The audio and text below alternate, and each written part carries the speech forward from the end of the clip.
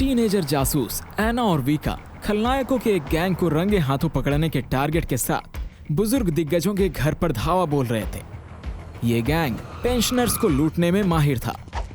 बदमाशों ने पीड़ितों के घर में घुसने और कमजोर सीनियर नागरिकों से उनकी संपत्ति चुराने के लिए खुद को सामाजिक कार्यकर्ता के रूप में उनके सामने पेश किया ताकि वे सीनियर्स इन पर शक ना करें। गुड डे, बुजुर्गों के लिए फ्री सेवा। बूढ़ी ऑस्कर और अमांडा धोखेबाजों के झांसे में आ गए। सबसे पहले बिन बुलाए मेहमानों ने सच के सामाजिक कार्यकर्ताओं की तरह एक्टिंग करते हुए उनके घर को साफ करना शुरू कर दिया। लेकिन जैसे ही बूढ़े लोग इत्मीनान हो गए, अपराधियों ने वहां पर नशीले गैस को छोड़ा और उन्हें तुरंत ही बेहोश कर दिया। बिना वक्त बर्बाद किए उन्हें जो भी कीमती चीजें मिल सकी उन्हें बैगों में पैक करना शुरू कर दिया। यहाँ तक कि उन बेचारों के सैन्य सम्मान भी उनकी लूट बन गए और उन बेचारों को खबर तक न थी। बहनों के लिए सबूत के ये टुकड़े उस गैंग को पकड़ने के लिए काफी थे। अब बहनें पूरी तरह से तैयार थीं। Let's go! ऑपरेशन अब शुरू होने को है। आसपास के पूरे इलाके पर ड्रोन का पूरा कंट्रोल था। कंप्यूटर स्पेशलिस्ट ज़्यूज़िया ने कीलों से भरे एक रिमोट कंट्रोल मिनी टैंक को एक्टिवेट कर दिया और उसने अपराधियों के गाड़ी के टायर पर उन कीलों से वार किया और उन्हें पंक्चर कर दिया। गैंग की कार स्थिर हो गई थी, जिससे क्राइम स्पॉट से भागने की कोई चांस ही नहीं थी। एना ने पहरे पर खड़े डाकुओं में से एक को सम्मोहित कर लिया, जिससे उनकी टीम के हेड हमलावर बल विकी के लिए रास्ता साफ हो गया। इसके साथ ही वे अंदर घुस गए। हाथ ऊपर करो। अरे इस तरह के घटनाक्रम से डाकू हक्के बक्के रह गए और उन्होंने अपने हाथ ऊपर उठा दिए। विकी ने एक चोर को हथकड़ी लगा दी, लेकिन उसके साथी का इतनी आसानी से आत्मसमर्पण करने का कोई इरादा नहीं था और उसने सरेंडर करने की बजाय चालाकी दिखाई। उसने बंदूक से कई वार किए, लेकिन उसका निशाना चूक गया। डाकू के ड्राइवर ने गाड़ी लेकर भागने की कोशिश की, लेकिन टायर पंक्चर होने के कारण वो कंट्रोल खो बैठा और एक कूड़ेदान में जा गिरा। घर के अंदर गोलीबारी जारी रही। अपराधी की गोलियां खत्म हो गई और वो घबराकर तुरंत मेज के नीचे छिप गए। फंसकर उसने दादाजी के पुराने स्कूल की मशीन गन उठा ली और अब मामला पूरी तरह से उल्टा हो गया था। अपराधी लगातार मशीन गन से वार करती गई। अब विकी को गोलियों से बचना था। ज़्यूज़िया ने देखा कि सिचुएशन कंट्रोल से बाहर हो रही थी और उसने डाकू को मार गिराने के लिए अपने ड्रोन का इस्तेमाल किया। टीम ने प्रोफेशनल तरीके से काम किया। कुछ ही वक्त में घोटालेबाजों के गिरोह को ढेर कर दिया गया और उनका मिशन कंप्लीट हुआ। पहले से ही अदालत में बहनों ने रिकॉर्ड किए गए वीडियो से गैंग का अपराध साबित कर दिया। इस गैंग को पकड़ने में पुलिस को काफी मशक्कत करनी पड़ी। आखिरकार उन गुंडों को वो मिल गया जिसके वे हकदार थे। कितने बेकार लोग भरे हैं। समाज में उनके योगदान के लिए शहर के मेयर ने जासूसी टीम को ऑनरेरी सर्टिफिकेट से सम्मानित किया। उन्होंने उन्हें उपहार के रूप में क्रूज टिकट भी दिए ताकि वे अब छुट्टी मना सकें। बच्चे काफी खुश थे।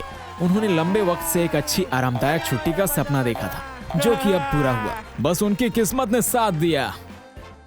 बहनों ने अपना सूटकेस पैक किया और टैक्सी में बैठ गईं। वे पहले से ही क्रूज जहाज के डेक पर धूप सेकने की इमेजिनेशन कर रहे थे और मन ही मन काफी खुश हो रहे थे। टैक्सी ज़्यूज़िया के घर तक पहुंची। उन्होंने हॉर्न बजाई और ज़्यूज़िया घर से सूटकेस लेकर के बाहर दौड़ कर आया, लेकिन ताया ने रास्ता रोक लिया। आखिर तुम जा कहाँ रहे हो? अरे ये ज़्यूज़िया की प्रेग्नेंट पत्नी उस वक्त काफी गुस्से में थी जब उसे पता चला कि उसका पति उसके बिना छुट्टी की प्लानिंग कर रहा है। उसने उसे साफ तौर से कह दिया कि वो कहीं नहीं जा रहा है और घर के कामकाज में उसकी मदद करने के लिए उसे घर पर ही रहना है। तुम लोग इसको रख लो, हो सकता है जरूरत पड़ जाए तुम्हें। बहनें वेकेशन पर ज़्यूज़िया के बिना ही आगे बढ़ गई और वे करती भी क्या। टैक्सी बंदरगाह पर पहुंची। जब बहनों ने अपना जहाज देखा तो उन्हें काफी ज्यादा आश्चर्य हुआ। उनकी कल्पना में उन्होंने बहुत ही गजब तरह की जहाज को देखा था। एना ने टिकट को गौर से देखा और उस टेक्स्ट को पढ़ा जो कि बहुत बारीक प्रिंट के साथ लिखा था। उत्तरी ध्रुव पर जाने का है। अरे अब लड़कियों को एहसास हुआ कि इस सफर में उन्हें धूप के चश्मे और सनस्क्रीन की जरूरत नहीं पड़ेगी, इसलिए उन्होंने इसे फेंक दिया। लेकिन इन सब के बावजूद उन्हें मिली छुट्टियों को उन्होंने ना छोड़ने का फैसला किया और वे जहाज पर चढ़ गईं। भगौड़े कैदी वाइपर और चुचुंद्रा विशाल आर्कटिक महासागर में बर्फ पर तैर रहे थे। वे बुरी तरह से थक चुके थे। उन्हें खाने और पीने का पानी देखे हुए काफी वक्त हो गया था। उनके मुंह सूख चुके थे। ठंडी हवाओं ने उनके हड्डी तक ठंडे कर दिए थे।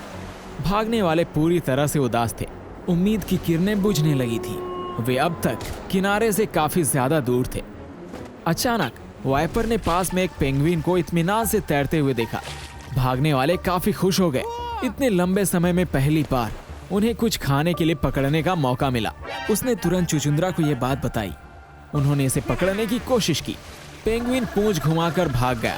भागे हुए लोग अपनी पूरी ताकत से चप्पू चला रहे थे, लेकिन बदकिस्मती से पेंगुइन कहीं ज्यादा एक्सपीरियंस तैराक निकला और उनकी नजरों के सामने से गायब हो गया। वाइपर गुस्से से लाल हो गया। वो अपने आसपास की हर चीज के प्रति जहरीले गुस्से से उबल रहा था। उसी वक्त चुचुंद्रा अपने सामने के नजारे को देखकर काफी एक्साइटेड हो गया। जमीन, जल्दी चलो। उनका लंबे वक्त का इंतजार खत्म होने का था जब उन्होंने काफी वक्त के इंतजार के बाद उस तट को देखा जिसका उसे बेसब्री से इंतजार था। उनके चेहरे पर मुस्कान आ गई और सभी निराशा दूर हो गई। तट पर पहुंचते ही वाइपर और चुचुंद्रा को वहां मछली पकड़ने वाली नावें मिली। उन्हें एहसास हुआ कि इस आइलैंड पर लोग रहते हैं। उत्तरी आइलैंड के नजारे को देखकर भगौड़े काफी खुश और आश्चर्यचकित रह गए। उन्हें दूर से कुछ अजीब आवाजें सुनाई दी। भागने वाले ये देखने के लिए दौड़े कि ये है क्या आखिर।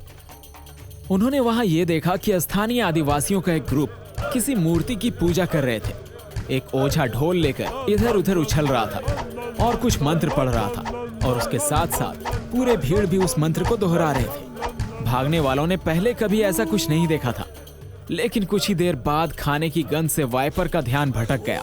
उसने जब महक वाले डायरेक्शन में नजर दौड़ाई तो उसे पास में ही कुछ चूल्हे पे चढ़े खाने और टेम्पोरेरी खाने की जगह दिखी। जब आदिवासी उनके खाने के समय की प्रार्थना में व्यस्त थे, भूखे अपराधी खाने की ओर दौड़ पड़े। वाइपर ने जो कुछ भी मिला उसे उसने मुंह में भरना शुरू कर दिया। चुचुंद्रा ने अपना सिर सीधे सूप के बर्तन में डाला और सारा का सारा गटक लिया। आखिर भूख जो इतनी लगी थी। आदिवासियों ने अपनी प्रार्थना समाप्त की और दोपहर के खाने के लिए चले गए। जब उन्होंने अजनबियों को उनका खाना चुराते हुए देखा तो वे काफी गुस्सा हो गए। लगता है हमारा खेल। भागो! अपराधी अपनी जान बचाने के लिए भागे। गुस्सैल आदिवासियों ने उनका पीछा किया और अपने भाले फेंककर उन पर वार भी किया। चोरों ने एक गुफा में पागल जंगली लोगों के झुंड से शरण लेने की कोशिश की, लेकिन अंदर उन्हें कई तरह के मुश्किलों और जालों से भरे गलियारे का सामना करना पड़ा। तेज कुल्हाड़ियों, जहरीले डार्ट्स और छत से गिरने वाले विशाल हिमलंब जो कि नुकीले और जानलेवा थे। ये जाल गलियारा दोषियों को एक विशाल हॉल में ले जाता था, जिसके सेंटर में सोने से सजी एक मूर्ति खड़ी थी। ऐसा लग रहा था जैसे कोई खास बहुत ही पुराना खजाना हो। आदिवासियों ने उन्हें घेर लिया और उन्हें धारदार भालों से धमकाया। वाइपर ने अपने बचाव के लिए एक चाकू के रूप में इस्तेमाल करने के लिए मूर्ति से एक तेज क्रिस्टल को निकाल लिया। अचानक आदिवासी शांत हो गए, अपने भाले नीचे कर दिए और दोषियों के सामने घुटने टेक दिए। वाइपर समझ नहीं पा रहा था कि आखिर हो क्या रहा है। उन्होंने हमला करना क्यों बंद कर दिया, लेकिन उन्हें राहत मिली। उस रहस्यमय क्रिस्टल और कुछ सोने को अपने साथ लेकर वे दोनों अपराधी बिना देर किए बाहर की ओर भाग निकले। उन्होंने पानी में एक नाव उतारी और उस अजीब और भयानक द्वीप से दूर निकल आए और राहत की सांस ली। शिकारियों का दल लकी नामक अपने मछली पकड़ने के जहाज पर उत्तरी समुद्र के चारों ओर घूमता रहा। उनके जहाज का नाम ही था लकी।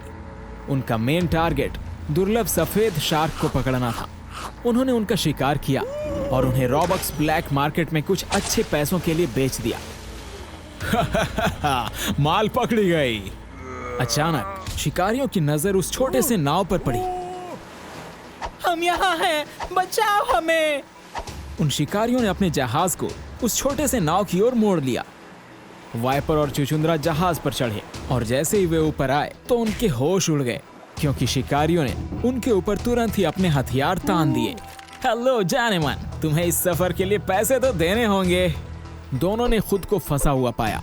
खुद को छुड़ाने के लिए चुचुंद्रा ने गुफा से लिया गया सारा सोना डेक पर खाली कर दिया। वो सोने बहुत ही ज्यादा कीमती थे। अरे बाप! शिकारियों ने पैसे का बंटवारा करना शुरू कर दिया। उन्होंने बर्बर लोगों की तरह एक दूसरे को धक्का दिया और गाली गलौज भी किया। ठीक उसी वक्त लड़ते हुए शिकारियों से वाइपर के क्रिस्टल की ओर एक जादुई ऊर्जा निकलने लगी, जो कि किसी जादू की तरह था। उसे बहुत आश्चर्य हुआ। क्रिस्टल में एक अजीब सी झिलमिलाहट होने लगी। उसने लालची शिकारियों से दूर उसे तुरंत अपनी जेब में छिपा लिया, कहीं वे ये भी ना छीन लें। आखिरकार उपद्रव और हंगामा खत्म हुआ। यहाँ स्वागत है आपका। आपराधिक अधिकारी शिकारियों के कैदी बन गए। वे मोटी और मजबूत जंजीरों से बंधे हुए थे। शिकारियों ने मछली पकड़ना जारी रखा जैसे कि कुछ हुआ ही ना हो। वाइपर ने उन्हें जलन वाले निगाहों से देखा। उन्हें उनका रहन सहन पसंद आया। मेज पर सोने के गहनों की मात्रा और शानदार खाने को देखकर वे समझ गए कि शिकारियों ने अपने इस काले धंधे से अच्छा पैसा कमाया है और इसी की मदद से अपनी जिंदगी को बहुत ही रॉयल और मनोरंजक बनाया है। काश मैं भी समुद्र का मास्टर होता। जब उसने ये इच्छा की तो वाइपर को अपनी जेब में जहाँ क्रिस्टल था जलन महसूस हुई और उसे वहाँ तकलीफ हुई। उसके कपड़े में से जहाँ पर उसने क्रिस्टल रखा था तेज रोशनी चमकने लगी। जहाज के ठीक बगल में पानी में एक जादुई भंवर बना और वहाँ से एक विशाल समुद्री जीव निकला जिसे शायद किसी ने कभी भी नहीं देखा था। पूरा दल सदमे में डूब गया। बोलिए आका, आपकी कौन सी इच्छा मैं पूरी करूं? शिकारियों ने उस जानवर को अपनी इच्छाएं बतानी शुरू कर दी, लेकिन उसने उनकी बातों का कोई जवाब नहीं दिया, जैसे कि वे उसे नहीं मानने वाला। वाइपर ने भी अपनी किस्मत आजमाने का फैसला किया। उसने चिल्लाया, हमें आजाद करो। जी उसकी बात सुनकर उन दोनों की ओर तुरंत मुड़ गया और उन पर अपनी जादुई बर्फीली सांसें बरसाई। जंजीरें तुरंत जम गईं और छोटे छोटे टुकड़ों में बिखर गईं और वे आजाद हो गए। शिकारी सचमुच काफी डर गए थे। उन्हें उम्मीद नहीं थी कि उनके बंदी को इतना शक्तिशाली मददगार मिलेगा। तो अब तुम्हारा खेल, उनको सजा दो। राक्षस ने शिकारियों को बर्फ के जमे हुए ब्लॉकों में बदलने के लिए अपनी बर्फीली सांस का इस्तेमाल किया। अरे वाह, बहुत शानदार काम करते हो। तुम्हारा नाम क्या है? आप मुझे कुछ भी बुला सकते हैं आका। ठीक है, तो तुम्हारा नाम फ्रीजी है। वाइपर अपने नए आज्ञा मानने वाले को लेकर बहुत खुश था।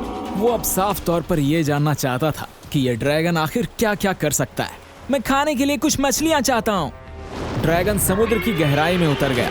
कुछ ही पलों में इसने कुछ सफेद शार्कों को अपने ऊपर खींच लिया और शिप पर रख दिया, लेकिन इससे उसकी भूख और बढ़ गई। और मछलियाँ लाओ। ड्रैगन ने नाव पर 1 दर्जन से अधिक शार्क लाद दी। वाइपर काफी खुश हो गया और उसके लालच की कोई सीमा ही नहीं थी। मुझे और भी मछलियाँ चाहिए। ड्रैगन ने एक विशाल वेल को डेक पर फेंक दिया। वो इतना भारी था कि जहाज इतना भार सहन नहीं कर सका और आधा टूट गया। उन अपराधियों ने खुद को फिर से समुद्र के ठंडे पानी में पाया। तुमने क्या कर डाला? मेरे आका, आपका हुक्म ही तो पूरा किया है ना। अब हमें दूसरी जहाज की तलाश करनी होगी।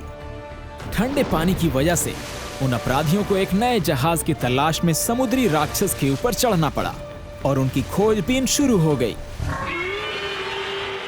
उत्तरी समुद्री यात्रा पर लोगों का ट्रिप बेकार हो गया था। बहनें ठंड से कांप रही थी और इतना ही नहीं, जहाज पर कुछ मजे करने के लिए कुछ था भी नहीं।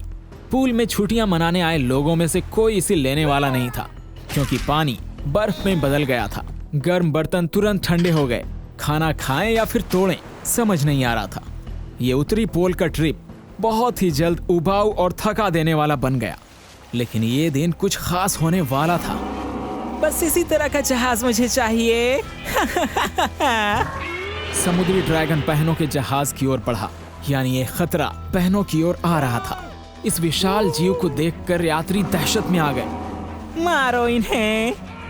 लोग सभी दिशाओं में तितर बितर हो गए, जबकि फ्रीजी उन्हें एक के बाद एक बर्फीले खंडों में बदल रहा था। कब्जा कर लो उन पर। चिचुंद्रा जहाज पर चढ़ गया और कैप्टन ब्रिज की ओर जाने लगा। उसकी दौड़ काफी भारी भरकम होती थी, जिससे उसके रास्ते में आने वाले सभी लोग तितर बितर हो गए। बहनें अपने केबिन से बाहर निकली और समुद्री राक्षस को देखा। देखो, वाइपर इस समुद्री ड्रैगन पर सवारी कर रहा है। यही वह पल था जब बहनें वाइपर की नजर में आई। सुनो सुनो, देखो हमें कौन मिली है। फ्रीजी, मारो। वाइपर ने बहनों पर अपनी बर्फीली सांसों से हमला शुरू कर दिया। लड़कियां जहाज के अंदर वापस छिपने के लिए दौड़ी। ऐना छिपने में कामयाब रही, लेकिन किस्मत वीका के साथ नहीं थी और वो बेचारी बर्फ की सिले में बदल गई। अरे वीका नहीं। वाइपर ने उनसे बदला लेने के बाद जमी हुई वीका को देखकर खूब हंसने लगा। इस बदले से वो बहुत ही ज्यादा खुश था। चुचुंद्रा कैप्टन व्रिंगेल के केबिन में घुस गया और उसके पीछे खड़े होकर उस पर घुर्राने लगा। अरे तुम हो कौन आखिर? कैप्टन ने अपना आपा नहीं खोया और तुरंत ही अपनी बंदूक उस पर तान दी। गोली आयरन मास्क पर लगी जिससे चुचुंद्रा नीचे गिर गया। तभी अचानक वाइपर खिड़की तोड़कर अंदर घुस गया जिससे कप्तान को जोरदार झटका पड़ा। चुचुंद्रा ने बॉस से बातचीत के लिए उसे कॉलर पकड़कर उठा लिया और उससे कहा, ये जहाज मेरी है, इसे घुमाओ अभी के अभी। ओ भाई साहब, इस पुराने जहाज में कोई ब्रेक नहीं है। कैप्टन ने उन हाईजैकर्स को समझाया कि वे जहाज को रोकने के लिए एंकर का इस्तेमाल करते हैं, लेकिन वो ऐसा हरगिज नहीं करेंगे। कप्तान का ये जवाब वाइपर को गुस्से से लाल कर दिया। तुम्हारी मत। एना ने बचाव वाला डिवाइस निकाला और एसओएस सिग्नल एक्टिवेट कर दिया। रेडियो डिस्ट्रेस सिग्नल उस डिवाइस से एक अंतरिक्ष सैटेलाइट तक ट्रांसमिट किए गए थे और वहां से वे ज़ूज़िया के घर पर पहुंच गए। एकदम तेज, एकदम सटीक। कंप्यूटर स्पेशलिस्ट ज़ूज़िया को इमरजेंसी सिचुएशन का एहसास हुआ और उसने तुरंत अपना काम छोड़कर अपने कंप्यूटर की ओर दौड़ पड़ा। कुछ ही सेकंड में उसने बहनों के लोकेशन का पता लगा लिया और अपना जबरदस्त पावर वाला ड्रोन उसके पास भेज दिया। कप्तान वाइपर के लगातार हमलों का सामना नहीं कर सका। और ठीक है, मैं एंकर को गिरा देता हूँ। वो कंट्रोल की ओर दौड़ा और तुरंत ही स्टॉप बटन को दबा दिया। वो एंकर तुरंत पानी में गिर गया। वाइपर और चुचुंद्रा उस जहाज पर पूरी तरह से कब्जा करने से बहुत ज्यादा खुश थे। जब वे जश्न मना रहे थे तभी ज़ूज़िया के ड्रोन ने बहनों को उनकी आंखों के ठीक सामने डेक से उठा लिया। अरे अब ये क्या है? वाइपर भागकर टूटी हुई खिड़की के पास गया और गुस्से में चिल्लाकर अपने आइस ड्रैगन से कहा, फ्रीजी, उन्हें भागने बिल्कुल मत देना।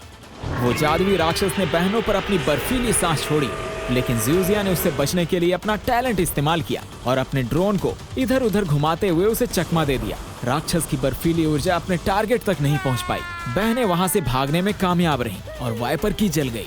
हम जल्द मिलकर तुम्हारी बैंड। ज़ूज़िया के घर पर पहुंचकर एना ने बताया कि आखिर क्या क्या हुआ था उनके साथ। कैसे वाइपर के ड्रैगन ने वीका को जमे हुए हिमलम में बदल दिया था और अब सब कुछ उनके सामने है। उन्हें उसे जल्दी से डिफ्रॉस्ट करने की जरूरत थी। ज़ूज़िया ने इस प्रक्रिया को शुरू करने का फैसला किया।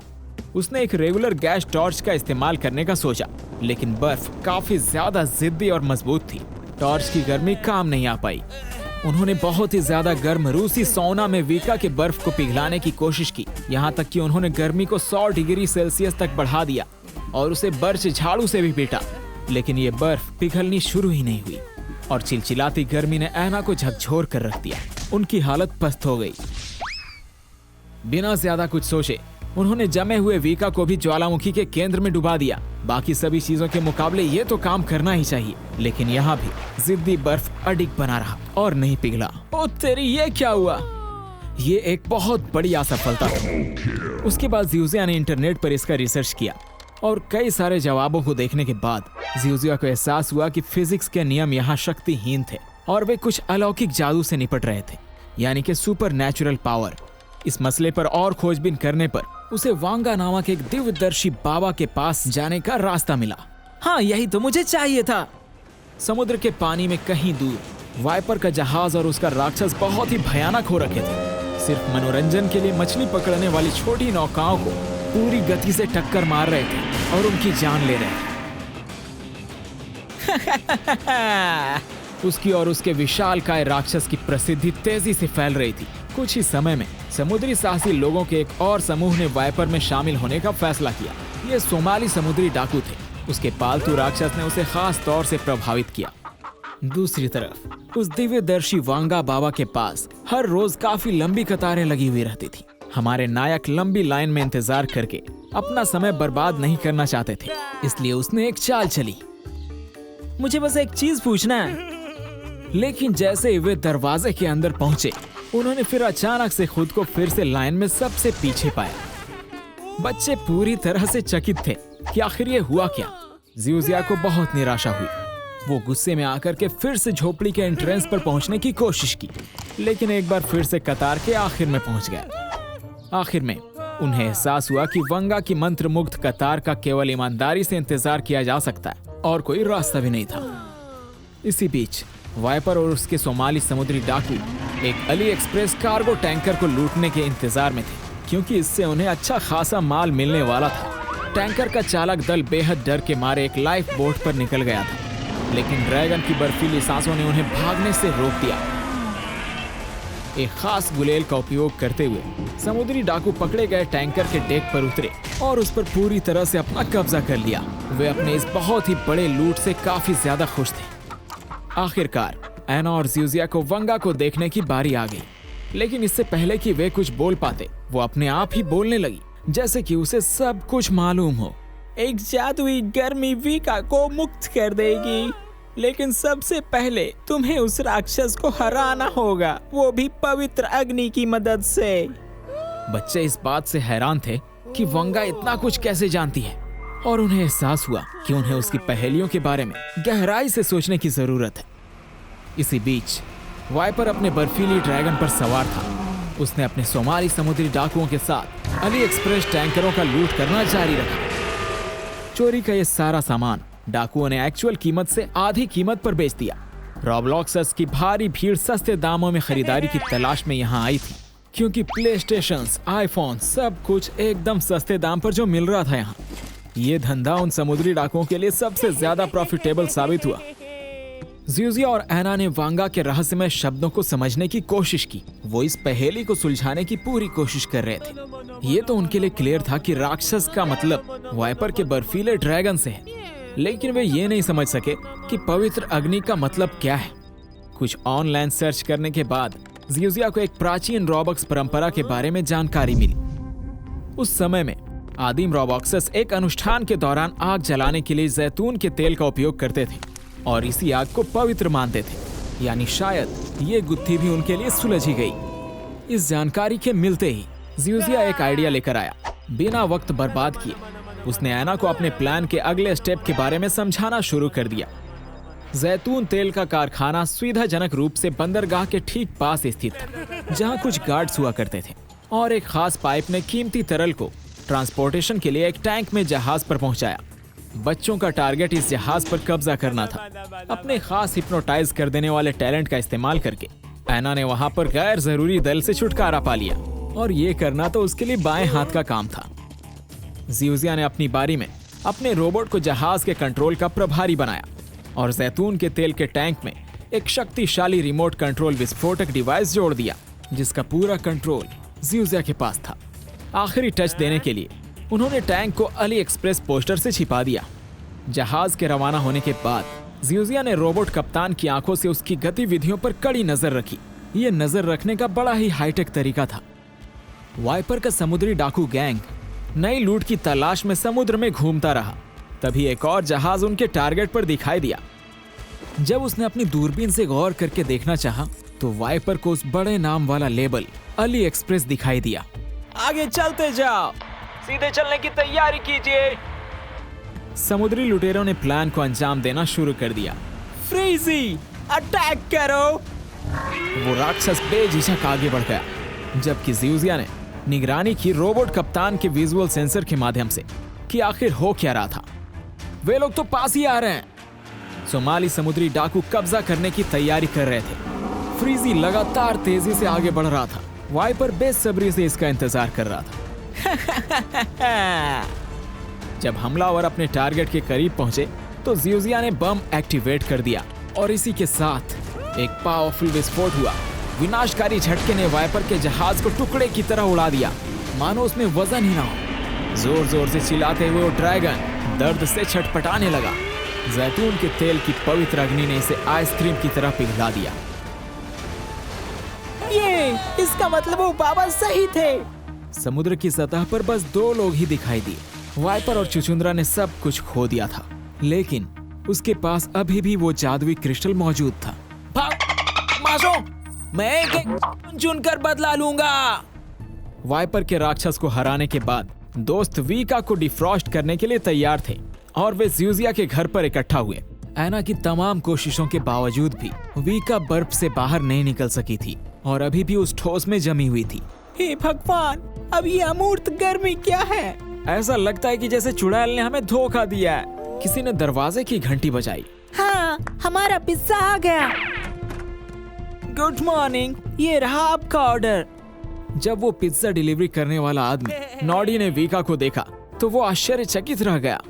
ये एक नजर में होने वाला प्यार था। वो उसे देखने उसके करीब दौड़ा। ये कितनी सुंदर है, लेकिन इसे आखिर हुआ क्या है? ये सब उस बर्फ के अभिशाप के कारण हुआ है। अरे नहीं! अचानक एक चमत्कार हुआ। नॉडी के हग से जादुई बर्फ पिघलने लगी। अमूर्त गर्मजोशी उसका सच्चा प्यार बन गई। इसका मतलब था कि वो बाबा की बात सच्ची निकली। बर्फ पिघल गई। वीका ने ठीक अपने सामने उस अजनबी से लड़के को देखा। गुस्से में आकर उसने उसे दूर धकेल दिया, लेकिन नॉडी ने अपना पूरा मन बना लिया था। वो उस लड़की का दिल जीतने की पूरी कोशिश करता रहा। I love you, बकवा, बाहर निकलो। हमारा निराशाजनक रोमांस सड़क पर आ गया, लेकिन नॉडी काफी खुश था क्योंकि अब उसके पास जिंदगी का एक मकसद था। आखिरकार काफी लंबे समय के बाद बहनें आपस में मिल सकीं। ये दोस्ती और प्यार काले जादू से भी ज्यादा मजबूत साबित हुए। जहाज के टुकड़े पर एक लंबे सफर के बाद वाइपर और चुचुंद्रा आखिरकार किनारे पर पहुंच गए। थक हार कर वे अपने लंबे इंतजार किए गए किनारे पर जाकर तुरंत ही गिर पड़े। तुम क्या बड़बड़ा रहे हो? अचू! तुम्हारा भला हो जाए। उसी वक्त कहीं दूर से पुलिस के सायरन बजने की आवाज आई। शायद डर कर भागे नागरिकों में से किसी ने इन भगौड़ों के बारे में पुलिस को जानकारी दे दी होगी। शायद हमें खुद को छिपाना होगा मेरे दोस्त। कैदियों ने पड़ोसी के पीछे सूख रहे कपड़ों को चुरा कर खुद पहन लिया। ये बकलोल से दिख रहे जोड़ी ने अचानक ही एक स्टाइलिश लुक धारण कर लिया। ओछू! लगता है तुम्हें कोई इन्फेक्शन हो गया। वो भगौड़ी लड़कियां दवाई की खोज में निकल पड़ी। वे जैसे ही एक नजदीक के फार्मेसी दुकान पर पहुंचे, वहां लगी लाइन को देख करके वे दंग रह गए। उन्हें ये कतार बिल्कुल पसंद नहीं आई। मुझे चाहिए शायद माफ करना, नाम भूल गई। ए बुढ़िया, तुम हमें इंतजार मत कराती रहो। लाइन में लगे लोग बहस करने लगे। वाइपर के जादुई क्रिस्टल ने नेगेटिव एनर्जी को सोखना शुरू कर दिया और जैसे जैसे एनर्जी को सोख रहा था उसने अपना रंग बदल लिया। इसके साथ ही चुचुंद्रा का सब्र भी खत्म हो गया। फार्मेसी के लोगों को एहसास हुआ कि इन उपद्रवियों को पहले जाने देना ही बेहतर होगा। मुझे सर्दी की कोई दवाई दो। हाँ, उसके 1000 रॉबक्स लगेंगे। कितना कहा? कमीने के। डाकुओं ने यह फैसला किया कि अब उस लालची फार्मासिस्ट के साथ ज्यादा प्यार मोहब्बत से पेश आने का वक्त खत्म हो गया। उन्होंने उसे फ्रिज में बंद कर दिया। अब फार्मेसी का कैश रजिस्टर वाइपर के हाथ में था। बेशक वो अपने लिए ऐसा ही प्रॉफिटेबल बिजनेस चाहती थी। काश मैं भी लोगों की बीमारियों से इतना कमा पाती। उसी वक्त उसके क्रिस्टल ने फार्मेसी को एक चमकदार चमक से रोशन कर दिया। फर्श पर एक जादुई भंवर बना और देखते ही देखते उस भंवर में से एक भयानक हरे रंग का राक्षस निकला। फार्मेसी में मौजूद लोग काफी डर गए और तुरंत सड़क पर भाग निकले। मैं अपने आका की सुनता और मानता हूँ। अरे वाह, मेरे पास एक नया खिलौना है। तो तुम्हारी क्या शक्ति है बताओ? मैं बीमारियाँ और परेशानियाँ लाता हूँ। ठीक है, तो चलो देखते हैं। चुचुंद्रा ने उसकी शक्ति के जांच के लिए रेफ्रिजरेटर को खोल दिया और उस राक्षस ने उस पर अपनी जादुई शक्ति का प्रदर्शन किया। नहीं! फार्मासिस्ट की स्किन भी हरी हो गई और लाल धब्बों से ढक गई। उनके शरीर का तापमान आसमान छू गया और कमजोरी उनके पूरे शरीर में फैल गई और वो सुस्त पड़ गया। प्लीज मुझे दवाई दे दो। इसके लगेंगे 1000 रॉबक्स। अपनी आखिरी ताकत के साथ उस बेचारे ने वाइपर को 1000 रॉबक्स दे दिए। वाइपर को एहसास हुआ कि इस राक्षस की मदद से वो बेहद अमीर बन सकती है। मैं तुम्हारा नाम फीवर रखती हूँ और तुम्हें मेरे लिए कस्टमर्स लाने होंगे। राक्षस अपने मालिक के आदेश को पूरा करने के लिए निकल पड़ा। और तुम मेरे कॉम्पिटिटर से निपटोगे। चुचुंद्रा गोलियों और विटामिनों की मदद से अपने हेल्थ में सुधार करने में कामयाब रही। उसे तुरंत वाइपर के प्लान को पूरा करने की ताकत मिल गई।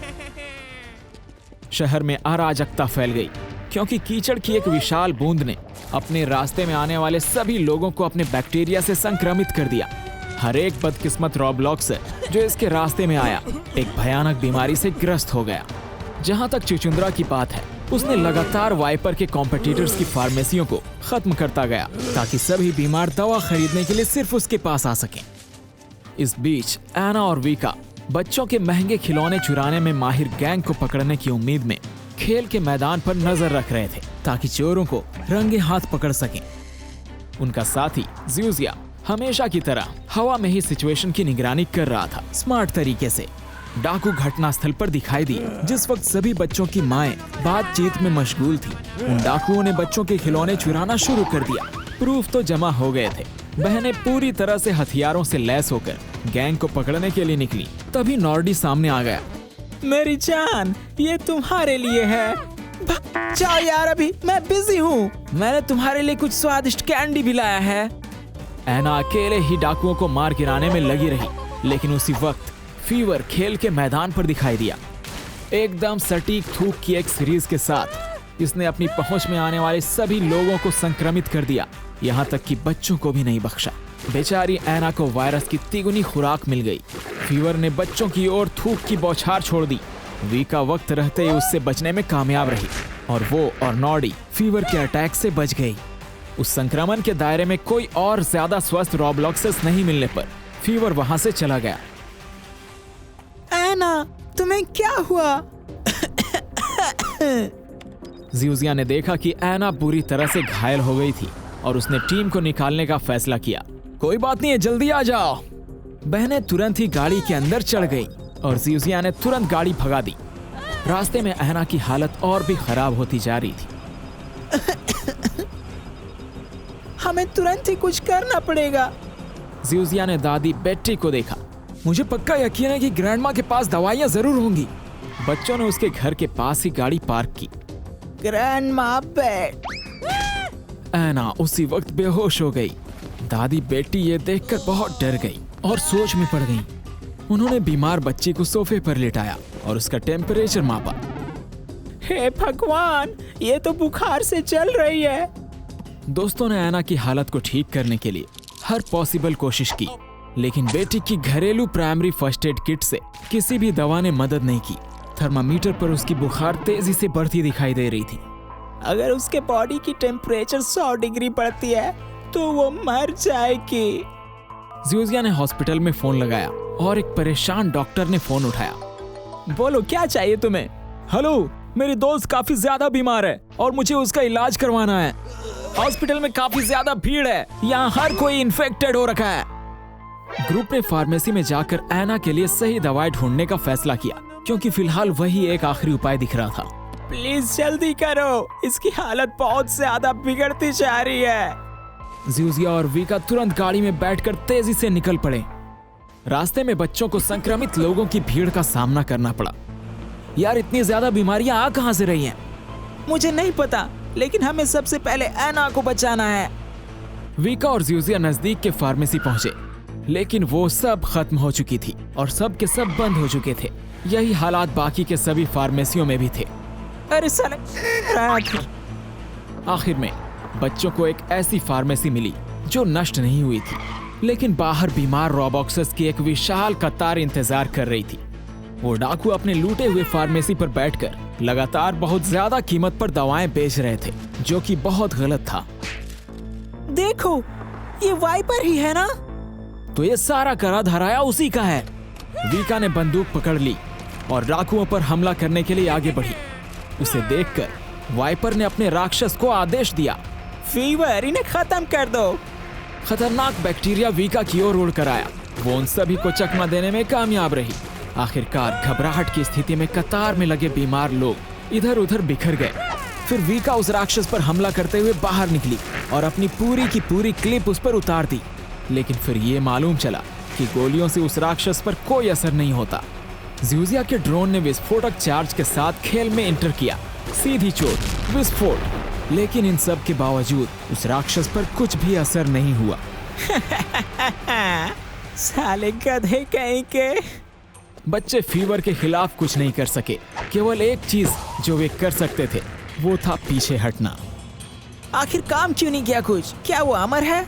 मुझे भी नहीं समझ में आया, लेकिन क्या तुमने वाइपर के गर्दन पर उस क्रिस्टल को देखा? वो मुझे बहुत ही अजीब लग रहा था। अचानक वीका का फोन बजा। बोलिए। ऐना का टेम्परेचर 70 डिग्री पार करने वाला है, तुम लोगों को जल्दी करनी होगी। बच्चे सचमुच बहुत ज्यादा परेशान हो चुके थे।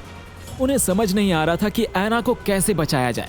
ज़्यूज़िया ने अपने दिमाग में ऐना के संक्रमण के दृश्य को दोहराना शुरू कर दिया और इस नतीजे पर पहुंचा कि एक जादुई राक्षस के बीमारी के खिलाफ अगर लड़ना है तो हमें जादुई इलाज की ही खोज करनी होगी। शायद उस दिव्यदर्शी वांगा के पास इसका इलाज हो सकता है। सही कह रहे हो, चलो हम उनसे मिलते हैं। ज़्यूज़िया और वीका दिव्यदर्शी के घर पहुंचे। हमेशा की तरह लाइन में इंतजार करने के बाद उन्हें उससे मिलने का मौका मिला। बच्चे उसे नमस्ते भी नहीं कर सके कि उससे पहले ही वांगा बहुत सारी बातें बोलने लगा। हमारे छोटे भाई और मेरा खास जादुई अमृत तुम्हें ऐना को बचाने में मदद करेंगे, लेकिन हाँ, तुम्हें जल्दी करनी होगी। उन्होंने बोतल ली और इस पहेली को सुलझाने के लिए निकल पड़े। आखिर तुमने उन्हें शक्ति ही क्यों नहीं दे दी, बताओ? वे अभी तक तैयार नहीं हैं। ऐना की हालत बद से बदतर होती जा रही थी। जल्दी करो, अब तो 80 डिग्री पहुंच गया है। वीका को गुस्सा आ गया। आखिर हमें इस अमृत की जरूरत ही क्यों है? और हाँ, ये छोटे भाई हैं कौन आखिर? अचानक एक कुत्ता वैन के सामने सड़क पर भाग कर आया। खैर की वक्त रहते ही ज़्यूज़िया ने तेजी से ब्रेक मारी। बच्चों के सिर बहुत जोर से टकरा गए। तभी अचानक ज़्यूज़िया को कुछ समझ में आया। जानवर तो हमारे छोटे भाई ही है ना? ये वीका के लिए भी मायने रखता था। उसी वक्त उसकी नजर एक जानवर के क्लिनिक पर पड़ी। शायद हमें वहाँ जाना चाहिए दवाई को खोजने के लिए। मुझे लगता है कि यही रास्ता होना चाहिए। बच्चों ने इस परिकल्पना की जांच करने का फैसला किया। अंदर उन्हें एक पशु चिकित्सक बिल्ली का इलाज करते हुए मिला। उस डॉक्टर का हाव भाव देखकर बच्चों को बड़ा ही अजीब महसूस हुआ। आपका क्या सवाल है, बताइए? हमें आपकी मदद की जरूरत है। बच्चों का रिक्वेस्ट उस चिकित्सक के लिए थोड़ा अजीब था, लेकिन इस पर कुछ विचार करने के बाद उन्होंने जानवर के लिए पाउडर वाला एंटीबायोटिक आजमाने का सुझाव दिया। लेकिन मैं ये श्योर नहीं कह सकता कि ये लोगों पर काम कर पाएगा कि नहीं। बच्चों ने जोखिम उठाने का फैसला किया। वीका ने पाउडर में जादुई अमृत मिलाया। तभी पाउडर ने रंग बदल लिया और चमकने लगा। एकदम खास चमक उठी। मुझे लगता है ये काम कर रहा है। डॉक्टर ने दवा को लेने के लिए इसे और ज्यादा सुविधाजनक बनाने का फैसला किया। उन्होंने औषधीय कैप्सूल बनाने के लिए बनाई गई एक खास मशीन में उस पाउडर को डाला और इसी के साथ सब कुछ तैयार था। बच्चों ने उनका दिल से शुक्रिया किया। आपका बहुत बहुत शुक्रिया। कोई बात नहीं, मुझे याद करना जरूरत पड़े तो। और वे ऐना के पास पहुंचे। उसका तापमान 100 डिग्री के करीब था, यानी वो जिंदगी और मौत की लड़ाई जूझ रही थी। उनकी घरेलू दवा ही लड़की की जान बचाने की आखिरी उम्मीद थी।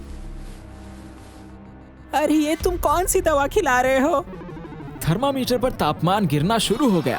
बच्चों ने राहत की सांस ली और आखिरकार बड़े ही मशक्कत के बाद ऐना होश में आ ही गई।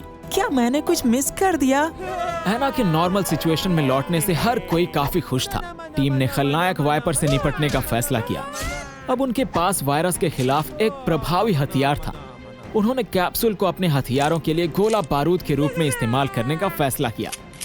उन्होंने अपने लेट दादाजी के कलेक्शन से एक पुराने बम को इन कैप्सूलों से भर दिया और फाइनली सब कुछ अब तैयार दिख रहा था। पूरी ताकत से लैस होकर टीम इस संकट को खत्म करने के लिए निकल पड़ी। प्लीज ध्यान से सब करना। वाइपर और चुचुंदरा ग्राहकों की लंबी लंबी कतारों को देखकर काफी खुश थे। यहाँ तक कि कैश रजिस्टर में भी जगह खत्म हो चुकी थी। डाकू अपना मुनाफा बक्सों में जमा कर रहे थे। आखिर हम अमीर बन गए। उसी वक्त फार्मेसी के लाइन के पास ऐना हाजिर हुई और सभी को जादुई कैप्सूल देने लगी और सब तुरंत ठीक भी होने लगे। ये सब कोई लेते जाओ। सुनो दोस्तों, वे लोग फ्री में दवाइयां बांट रहे हैं, चलो। लाइन तुरंत ही फ्री की चीजों की ओर बढ़ गई। ये लोग आखिर जा कहाँ रहे हैं? वाइपर ने ऐना को देखा। वो उसके सभी कस्टमर्स को फ्री में ठीक कर रही थी। फीवर, मार डालो इन्हें। राक्षस अटैक पर उतर आया। खतरनाक जीवाणु ऐना की ओर उड़े, लेकिन इस बार उसका एक भी निशाना नहीं लग सका।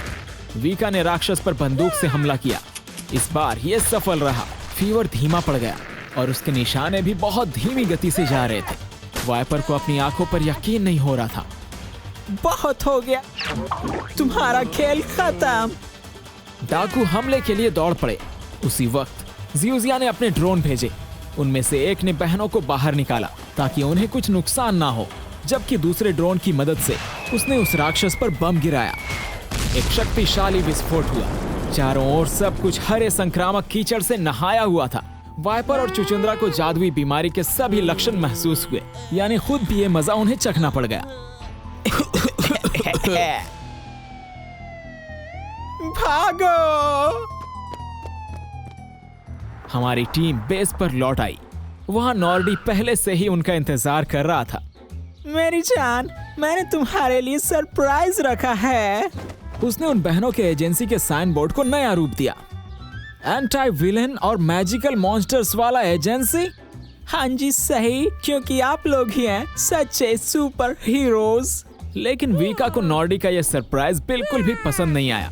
साले, तुमने ये क्या किया है? लेकिन मैं बस अच्छा होगा कि यहाँ से निकल जाओ।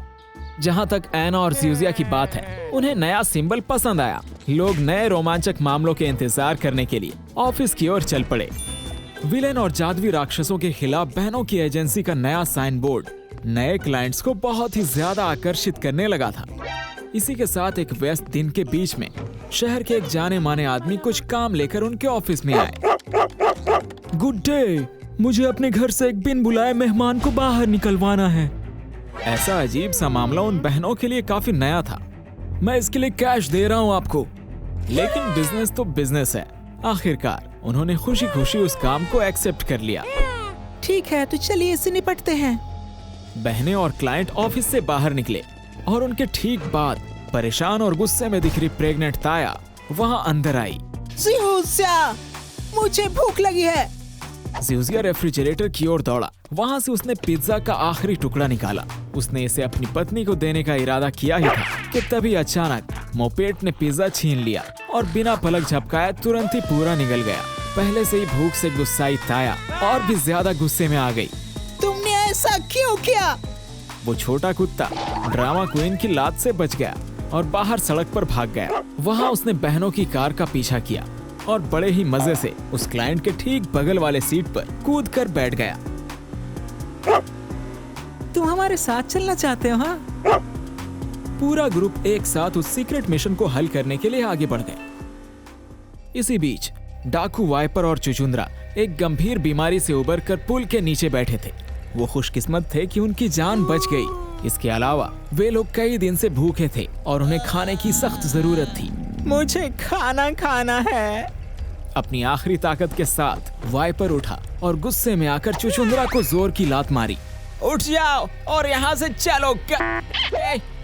उसकी बात मानते हुए उस मोटे ने तुरंत प्रतिक्रिया दी, जिसके बाद वाइपर उसके कंधे पर चढ़ गया। एक बच्चे की तरह लग रहा था वो। यहाँ से चलो और खाने की तलाश करो। सबसे पहले उन्होंने बच्चों से हॉट डॉग छीनने की कोशिश की, लेकिन फुर्तीले बच्चे डाकुओं की पकड़ से दूर भाग गए और वे खाली हाथ रह गए।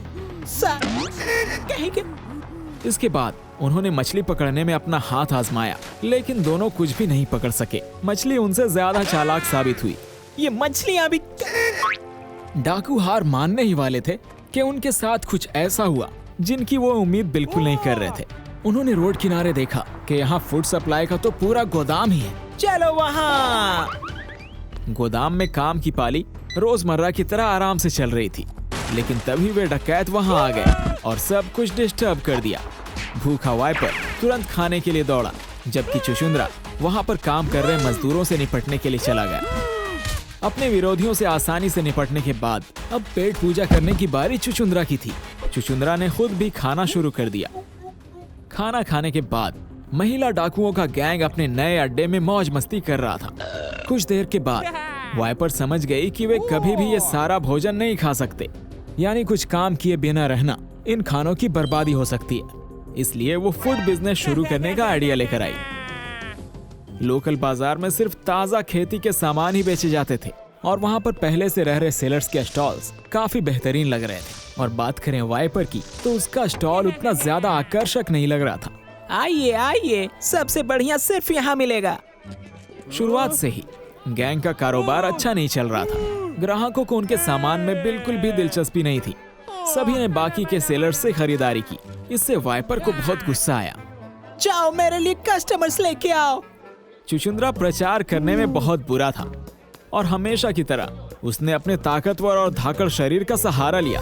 लेकिन इस किंग कॉन्ग जैसे आदमी को देख करके सभी नागरिक डरकर इधर उधर भाग गए। हद गधागिरी है यार। परेशान होकर वाइपर ने अपने कुख्यात जादुई क्रिस्टल की ओर रुख करने का फैसला किया। ओ क्रिस्टल, मुझे ढेर सारे कस्टमर्स चाहिए। लेकिन कुछ ना हुआ। उसे ये समझ नहीं आया था अभी तक कि आखिर ये क्रिस्टल काम कैसे करता है। उसी वक्त पड़ोस के ठेले पर जोर जोर से बहस होने लगी। लालची सेलर ने गरीब बूढ़े आदमी को टमाटर के लिए 10 रॉबक्स की छूट देने से इनकार कर दिया, जो कि बुरी बात थी। मैंने कह दिया 50 रॉबक्स, लेकिन मेरे पास सिर्फ 40 है। उस लालची सेलर से एक जादुई ऊर्जा निकलने लगी और वह सीधे वाइपर के क्रिस्टल की ओर चली गई, जैसा कि हर बार हो रहा था। उसने इस पर ध्यान दिया। तभी वाइपर ने अपने पिछले घटनाओं को याद करते हुए सोचना शुरू किया। उसे याद आया कि उन सभी लम्हों के दौरान कुछ ना कुछ बुरा हो ही रहा था, जिसने उसके क्रिस्टल के लिए जादुई ऊर्जा बना कर दी थी। यानी बुरी घटनाएं ही इस क्रिस्टल को एक्टिव करती हैं। आखिरकार ये क्रिस्टल कैसे काम करता है, ये समझने के बाद उसने अपनी इच्छा जाहिर की। मैं रॉबलक्स के सभी कस्टमर्स को अपने दुकान पर खींचना चाहता हूँ। क्रिस्टल लाल चमक से जगमगा उठा और बाजार के ठीक बीच में एक जादुई भंवर बन गया, जैसा कि हमेशा बनता था। उसमें से एक डरावना गोलाकार राक्षस निकला। हुकुम कीजिए मेरे आका।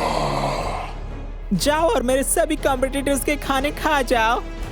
राक्षस तुरंत काम पर चला गया और एक भुक्कड़ की तरह बाजार का सारा खाना खाता गया। सेलर और खरीदार काफी डर गए और सभी दिशाओं में तितर बितर हो गए। जाओ और खाते जाओ। पास के स्टॉल से केवल एक सेलर आखिर तक वहां पर अड़ा रहा। अरे यहाँ से भागो, ये मेरा है। बाजार सुनसान था। सिर्फ और सिर्फ उन राक्षस का गैंग ही वहां पर रह गया था और उनका स्टॉल। फिर वाइपर ने अपने बिजनेस को आगे बढ़ाने के लिए एक तरकीब लगाई कि उसका ये राक्षस रॉबलॉक्स में उत्पादों की कमी पैदा करेंगे, जिसकी वजह से सभी लोग सिर्फ और सिर्फ उसके वेयरहाउस से ही खाना खरीद सकेंगे, जिससे वे सबसे अमीर बन जाएंगे।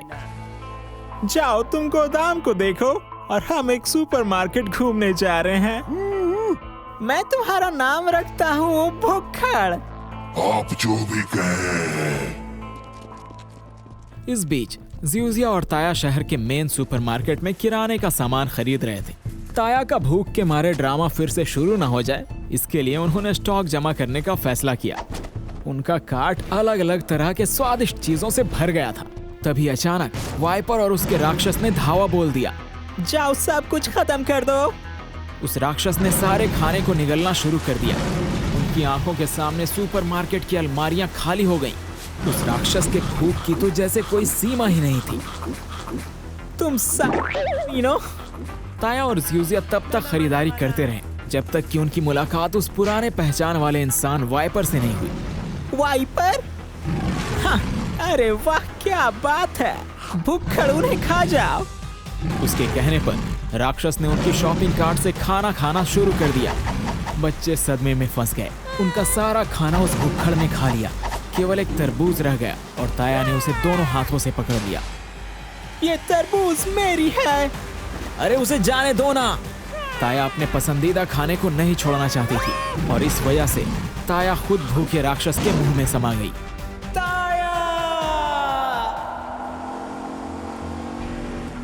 काफी देर के बाद जब बहनें अपने क्लाइंट के घर पर पहुंची तो वो अपना प्रॉब्लम बताने लगे कि आखिर क्या क्या उनके साथ हो रहा है। पता चला कि हाल ही में उनके घर से खाना गायब होने लगा। उनका मानना था कि कोई भूखा मेहमान उनके घर में छिपा है और उनके सभी खाने को पलक झपकते ही गायब कर दे रहा है। अच्छा ऐसा है? अंदर चलिए, आप लोग खुद ही देख लेंगे।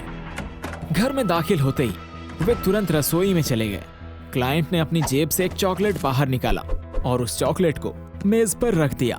फिर उन्होंने वहां मौजूद सभी लोगों से अपनी आंखें बंद करने को कहा। बहनें मन ही मन हंस रही थी क्योंकि ये काफी बेतुका लग रहा था, लेकिन बहनें और मोपेट ने उनके कहने का पालन किया। अब सब अपनी आंखें खोल लीजिए। कुछ नहीं हुआ। चॉकलेट बार अभी भी मेज पर पड़ा हुआ था। बहनें इस बात से काफी नाराज थीं कि उनका समय खामखा बर्बाद हो गया। चलिए कोई बात नहीं, एक बार फिर से ट्राई करके देखते हैं। सभी लोग रसोई से बाहर चले गए। कस्टमर ने दरवाजा बंद कर दिया और बहनें इंतजार में खड़ी रहीं। दोबारा दरवाजा खोलने पर उन्होंने ये देखा कि चॉकलेट सचमुच में गायब हो गई थी। देखा, मैंने कहा था ना। मोपेड ने जमीन पर एक छोटे बच्चे का कपड़ा देखा। उसे सूंघते ही वो खुली खिड़की से बाहर कूद गया। बहनें और कस्टमर उसके पीछे सड़क पर भागे कि आखिर मोपेड जा कहां रहा। तभी मोपेड पैंट्री के दरवाजे पर रुक गया। क्यों ना हम इसे खोल कर देखते हैं कि क्या है इसमें। वहां जो कुछ भी हुआ उससे हताश होकर जियोजिया सुपरमार्केट से बाहर निकला। तुरंत अपनी गाड़ी में बैठा और वाइपर और उसके भयानक राक्षस से दूर चला गया। क्यों डर के पैंट गीली हो गई ना। उसी वक्त रॉबलॉक्स फूड फार्म से ताजा खाना लेकर एक ट्रक सुपरमार्केट की ओर आया। अब वाइपर का मेन टारगेट साफ तौर पर दिख रहा था। अब वो बड़ा हाथ मारने वाली थी। अच्छा, तो यहाँ से सारा खाना आता है। ट्रक सुपरमार्केट के एंट्री गेट पर खड़ा था। भूखड़, अटैक करो। मालिक के हुक्म मिलते ही राक्षस ने पूरा खाना घटकना शुरू कर दिया। ये हो क्या रहा। उस चोर के मिलते ही बहनें उससे लड़ने के लिए पूरी तरह से तैयार थी। बाहर निकलो। बहनें बहुत चौंक गई जब एक डरी हुई छोटी सी लड़की उस अंधेरे से निकली। मुझे माफ कीजिए, मैं दोबारा ऐसा नहीं करूंगी। तुम हो कौन? मेरा नाम टिफनी है। इसके साथ ही ये पता चला कि टिफनी एक बेघर अनाथ लड़की थी। वो एक अनाथालय में रहती थी, लेकिन वहाँ उसे लगातार परेशान किया जाता था और वो उन परेशानियों को झेल ना सकी। इसलिए वो भाग गई और भटकती हुई बंजारन जैसी जिंदगी जीने लगी। उसने जिंदा रहने के लिए रॉबलॉक्सर्स के घर में चोरी करना शुरू कर दिया। टिफनी की कहानी ने हर किसी की आंखों में आंसू ला दिए। बहनें खुद अनाथ थीं और समझती थीं कि इस गरीब लड़की के लिए कितना मुश्किल था। उस बच्ची के बारे में सोचकर सभी लोगों की आंखें नम हो गई। हमारे साथ चलोगी तुम? चलो तुम्हें कुछ टेस्टी खिलाते हैं। सच में? और इसी के साथ वो मामला सुलझ गया। सभी बच्चे और मोपेड एक साथ ऑफिस के लिए निकले।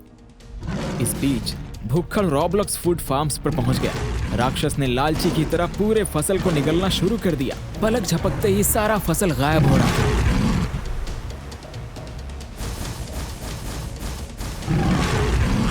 यहाँ तक कि चारागाह में चरने वाली गायें भी इस भयानक राक्षस से बच नहीं सके। रॉबलॉक्स में फूड का नामो निशान न बचा।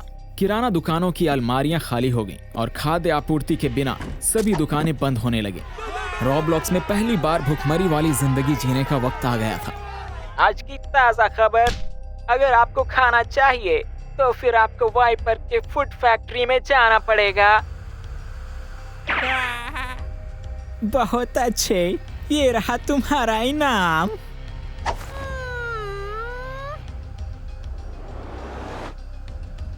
और तुम सब अपने रॉबक्स मत भूलना। सब कुछ वाइपर के प्लान के मुताबिक ही चल रहा था। जल्द ही उसके गोदाम पर भूखे रॉबलॉक्सर्स की बड़ी कतारें लग गई। यानी वाइपर अपने मकसद में पूरी तरह से कामयाब हो रहा था। बीन्स की एक कैन दीजिए प्लीज। 1000 रॉबक्स। ये तो बहुत महंगा है। लेकिन लोग कुछ नहीं कर सकते थे। हर किसी को भारी रकम देकर वाइपर से खाना खरीदना पड़ता था, वरना भूखे मर जाना था। जब बहनें अपने ऑफिस में लौटी तो सबसे पहले वे टिफनी को कुछ स्वादिष्ट खिलाना चाहती थी, क्योंकि वो बहुत दिनों से काफी भूखी थी। लेकिन उन्हें काफी अफसोस हुआ जब उन्हें फ्रिज पूरी तरह से खाली दिखा। ठीक उसी वक्त जियोजिया ऑफिस में दौड़ कर आया। उस मॉन्स्टर ने ताया को खा लिया। उसने बहनों को नए वाइपर राक्षस के बारे में सब कुछ बताया, जिसने ताया को खा लिया था। और अब हमें क्या करना चाहिए? मैंने किसी तरह वाइपर पर एक ट्रैकर लगा दिया था। जिंदा रहने की बेताब कोशिश में जियोजिया एक जबरदस्त टेक्निक वाले नैनोबॉट को एक्टिवेट करने में कामयाब रहा, जो कि अदृश्य रूप से वाइपर के पीठ से जुड़ा हुआ था। बिना वक्त बर्बाद किए उन्होंने इस डिवाइस से कनेक्ट करना शुरू कर दिया। नैनोबॉट ने ऊंची उड़ान भरी और अपना टेलीकास्ट शुरू कर दिया। ये सब के लिए मेरे जादुई क्रिस्टल का शुक्रिया। उसने इसी की मदद से ये किया। वो जादू का इस्तेमाल कर रही थी। लोगों को एहसास हुआ कि वांगा की मदद के बिना वे इसे नहीं संभाल सकते। मोपेट, टीफा का ख्याल रखना, हम जल्द ही वापस आएंगे। एक शुद्ध आत्मा को बुराई के अंदर जाना है और जैसे ही ये काम तुम कर लेते हो तो उसके बाद सब कुछ खुद ही ठीक हो जाएगा। बच्चों को फिर से एक रहस्यमयी पहेली मिली और उन्हें इसे सुलझाने के लिए बहुत सोचना था। वे लोग वापस लौटते समय रास्ते में ही इसे सुलझाने की कोशिश कर रहे थे। पवित्र आत्मा का मतलब, मुझे लगता है कि बच्चों की आत्मा ही पवित्र होती है। और बुराई है वाइपर का वो राक्षस। ये सब एक ही बात पर निर्भर थी, यानी राक्षस को टिफनी को निगलना था। ऑफिस के नजदीक पहुंचते ही ज़्यूज़ा के दिमाग में एक बात याद आई। उन्होंने फलों के जूस का एक पुराना YouTube ऐड चालू किया जिसमें बच्चों को तरह तरह के फलों की वेशभूषा में दिखाया गया था। हम उसे सेब वाली ड्रेस पहना सकते हैं। क्या तुम सीरियस हो? बेचारी नन्ही टिफा को कुछ भी समझ नहीं आया और वो बस अपनी नई चमकीली पोशाक देखकर खुश हो गई। अरे वाह, मैं एक सेब हूँ। वो बच्ची इतनी मासूम दिखती थी कि बहनों का दिल काफी उदास हो गया था। हम इसे मौत के मुंह में भेज रहे हैं। वाइपर के गोदाम के बाहर भूखे रॉब्लॉक्सर्स की संख्या हद से ज्यादा बढ़ती जा रही थी। वो बेचारी टिफा उस भुक्खड़ मॉन्स्टर की ओर आराम से चलती जा रही थी। वे बच्चे ये सारा सीन पीछे से छिपकर देख रहे थे। अरे वाह, ये तो पुकमैन जैसा लग रहा है। जैसा कि पहले से मालूम था, वो बुद्धू राक्षस ने लड़की को एक बड़ा सेब समझ लिया और उसे खाने के लिए अंदर की ओर हवा खींचने लगा। अरे वाह, मैं उड़ रही हूँ। अंधेरी सुरंग में उड़ते हुए टिफनी एक बड़े से गुफा में उतरी। चारों ओर देखने पर वो खाने के बहुत बड़े पहाड़ों को देखकर काफी चौंक गई। ऐसा लग रहा था कि जैसे पूरी दुनिया का खाना यहीं पड़ा है। प्रोडक्ट काउंटर के बगल में प्रेग्नेंट ताया खड़ी थी। प्लीज मान चाहिए, मैं बहुत भूखी हूँ। बिन पैसा कुछ नहीं मिलेगा, या तो पैसा दो या फिर यहाँ से भाग जाओ। टिफनी को उस व्यापारी पर काफी ज्यादा गुस्सा आ गया क्योंकि वो सारे खाने को अपना बता रहा था। अगर आपका परिवार भी अभी भूखा मर रहा होता तो फिर क्या होता बताओ? क्या ऐसे लाइन में तड़पाते उन्हें? उस नन्ही बच्ची की बात सीधे उस दुकानदार के दिमाग में उतर गई और इसके साथ ही उसे अपनी गलती का एहसास हो गया। अब मुझे माफ कीजिएगा, लीजिए खाइए जितना खाना आपको। ये वही पवित्र आत्मा निकली जिससे भीतर से बुराई को खत्म करना था। और जैसे ही ताया ने खाना खाया, गुफा हिलने लगी और पूरा गुफा एक जबरदस्त सफेद रोशनी से भर गया। उस भुक्खड़ के पेट में काफी ऐंठन होने लगी और दर्द के मारे वो कांपने लगा और इसी के साथ एक जबरदस्त उजाला चमक उठा। विस्फोट के बाद भुक्खड़ का खेल खत्म हो गया और चारों ओर खाना ही खाना फैल गया था। भूखे रॉब्लॉक्सर्स भूख से पागल होकर खाने के लिए एक दूसरे पर झपट पड़े। लोग ताया और टिफा के पास भागे। उन दोनों को जिंदा देखकर उन्हें बहुत ज्यादा खुशी हुई। वे आपस में गले मिलने लगे। इसी बीच वाइपर का गुस्सा आसमान छू रहा था। मैं तुम सबसे तंग आ चुकी हूँ। खाने के लिए लड़ने वाले रॉब्लॉक्सर्स की नकारात्मक जादुई ऊर्जा वाइपर के क्रिस्टल को फिर से चार्ज कर दिया, यानी एक और खेल शुरू। मैं चाहती हूँ कि ये लोग मर जाएं। इसी के साथ हमेशा की तरह उस क्रिस्टल ने एक जादुई भंवर बनाया और एक बहुत बड़ा हगी शैतान उससे निकला।